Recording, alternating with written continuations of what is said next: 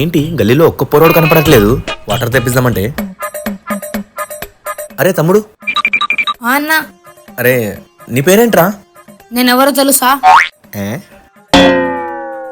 సరే మీ ఇంట్లో నుంచి వాటర్ తీసుకురావా? సరే అన్నా.